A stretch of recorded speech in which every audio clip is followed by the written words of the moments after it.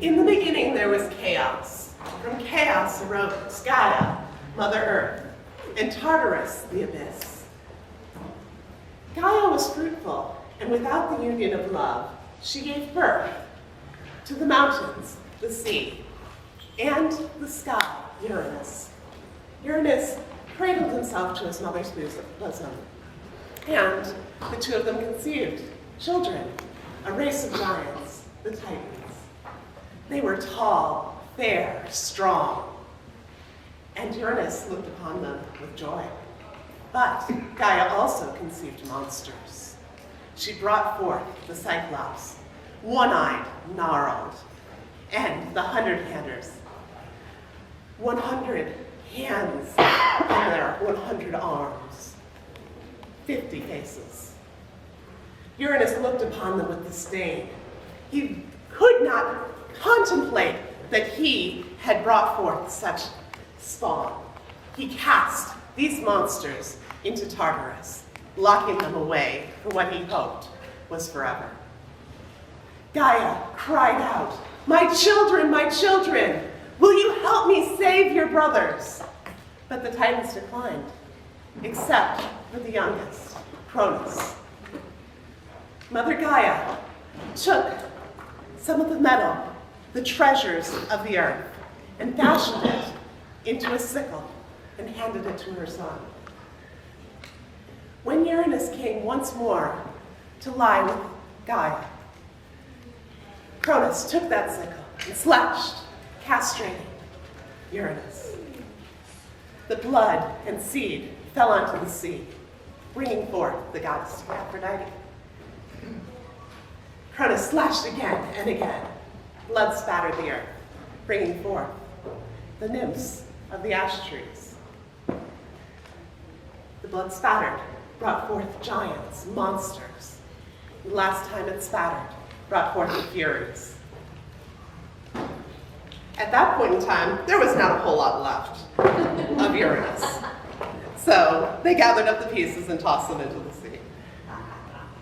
Cronus stepped forth, sat himself upon his father's throne, and felt a surge of power. And his mother came to him. Cronus, remember your promise. Remember your brothers down in Tartarus. But Cronus was like, they're monsters, Mom. I don't want anything to do with them. So Gaia brought forth her powers and prophesied that one day, just as Cronus had upset his father, so one day would his children upset him. Cronus thought he had this in hand. So every time his wife Rhea gave birth, he took the child in his arms and swallowed it whole. First came Demeter, the grain goddess. Then Hestia, goddess of the herd. Then his sons, Poseidon and Hades. Finally, another daughter, Hera.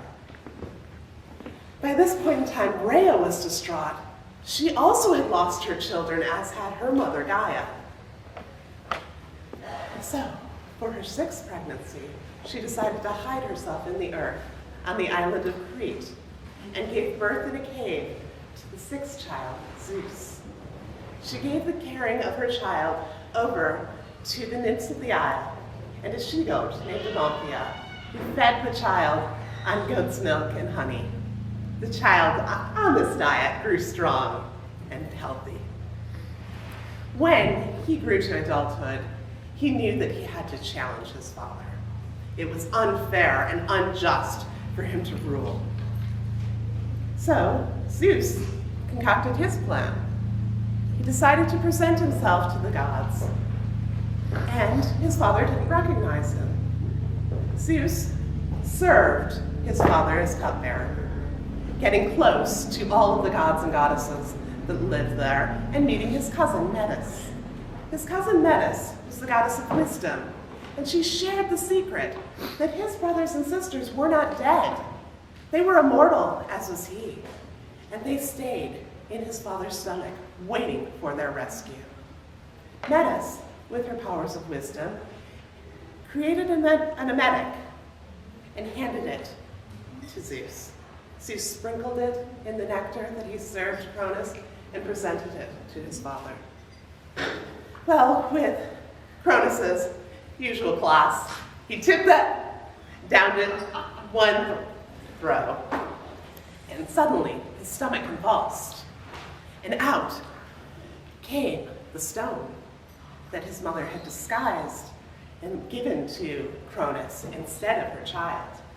Then came Hera, Hades, Poseidon, Hestia, Demeter.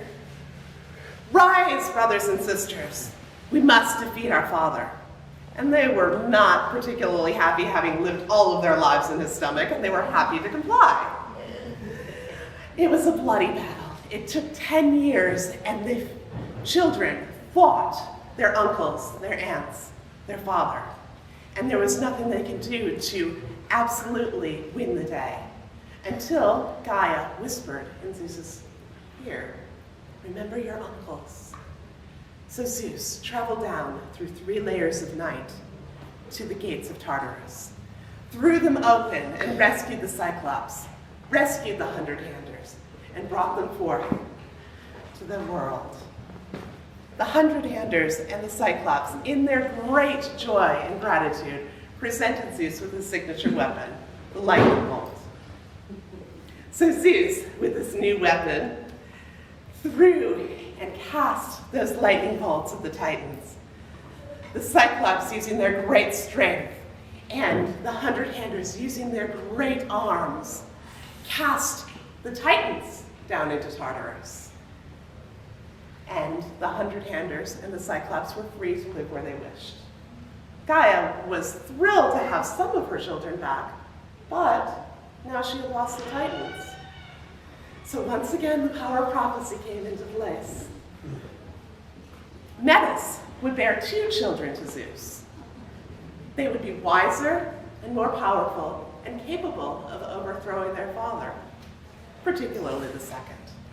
So Zeus thought, I will swallow Metis rather than swallowing the children. That way she can't give birth to anyone. So he tricked her into changing herself into a fly, and he swallowed her down. But Metis had conceived a child before she was swallowed. So that child, being more powerful than her father, more powerful than her mother, continued to grow, even though Zeus deliberately used his powers to break Metis down inside of him. One day, Zeus woke with a splitting headache and called to his brothers and sisters, please, please, can somebody help me? Hephaestus said, I've got this, took a great axe and clove Zeus's head.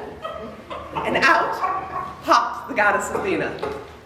Athena had absorbed her mother's wisdom, and she was fully clad in armor, and that pain that Zeus had been suffering, that was her spear, stabbing from the inside. So Zeus had one child, and Athena did grow in wisdom and strength, and she became his favorite and most trusted advisor. Thus, Zeus thought that he had evaded his fate. But I think that Metis, being an immortal goddess herself, was just pretending, and that she's still there waiting and knows, using her wisdom, the right moment to strike with her second child.